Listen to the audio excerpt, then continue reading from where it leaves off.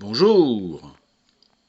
Si tous les raccords que vous fabriquez et ou que vous achetez, puis que vous montez sur vos ensembles vapeur ne fuient pas, cette vidéo n'est pas pour vous. Je dédie cette vidéo à tous les amateurs qui, comme moi, constatent que leur montage comporte des fuites. Et ces fuites, il faut les colmater. En tout cas, essayez de les colmater parce que des fois, les causes sont perdues.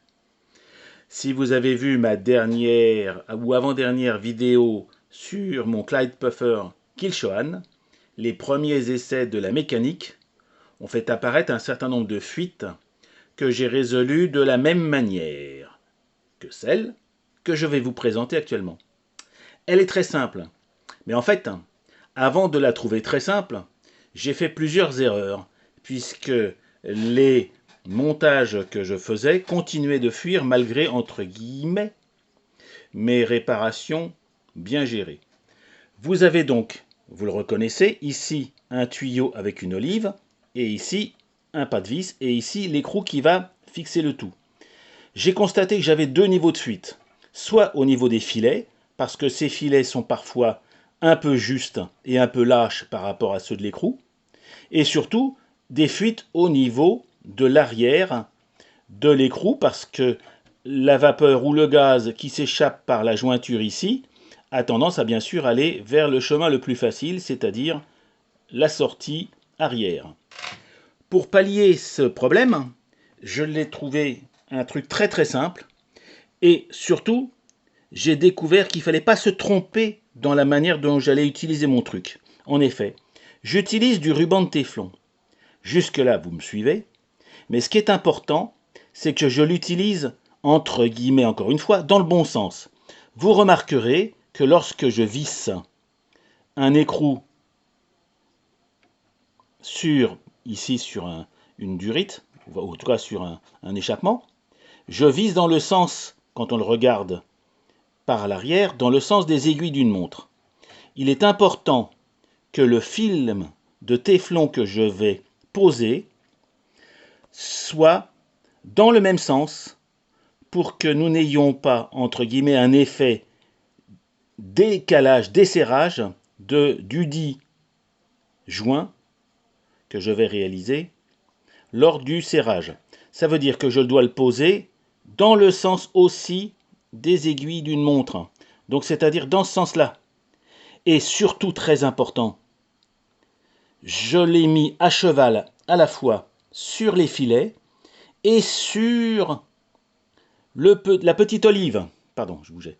Donc vous voyez qu'ici, j'ai l'olive et le filet qui sont pris. Moralité, lorsque je serre, je garantis que la partie... Alors j'en ai mis un tout petit peu, vous pouvez en mettre un peu plus, après vous le sentez vous-même. Hein. Mais vous constatez que la partie avant est bien couverte par du téflon et que la partie arrière aussi. Et ce qui va se passer quand je vais serrer à fond, c'est que la partie téflon ici va se faire écraser par la partie arrière et va l'étanchéifier complètement. Donc le gaz et ou la vapeur seront sous le film de téflon, bloqués sur la partie arrière par l'écrasement et par la partie avant par l'écrasement des filets. Moralité, je serre. Bon là évidemment je ne vais pas serrer trop fort parce que comme vous le voyez j'ai fait un montage avec une loupe et tout pour que vous voyez bien, mais si j'arrive à le redesserrer, voilà. Vous constaterez que lorsque je le dévisse, j'ai bien écrasé, je n'ai pas perdu ici l'étanchéité puisque je n'ai pas crevé le filet que j'ai posé, et ici je l'ai écrasé. Alors, quand on le serre un peu plus fort, vous pourrez constater que ici c'est bien écrasé, et ici c'est bien écrasé aussi. Ça, oups là, bon, trop tard, c'est pas bien grave. En plus ça tient. Ça veut dire que, par ailleurs, ce montage est plutôt destiné à des éléments que vous ne bougerez pas régulièrement. Typiquement, je ne ferai pas ce type de raccord entre un tank à gaz et son tuyau d'admission, parce que je sais que nombre de vaporistes le dévissent à chaque fois pour sortir le tank de du bateau pour faire le plein à l'extérieur.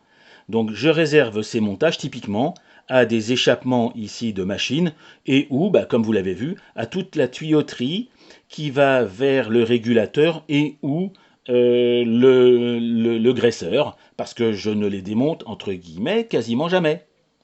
Et si je dois les démonter, c'est qu'il y a une vraie raison, et que si j'ai une vraie raison, de toute façon, je pourrais refaire l'étanchéité. Voilà. Écoutez, j'espère que cette petite vidéo de trucs et astuces vous sera utile et vous aura montré par l'image l'intérêt de positionner le film de téflon à cheval sur le filet et sur l'olive. Au revoir les amis.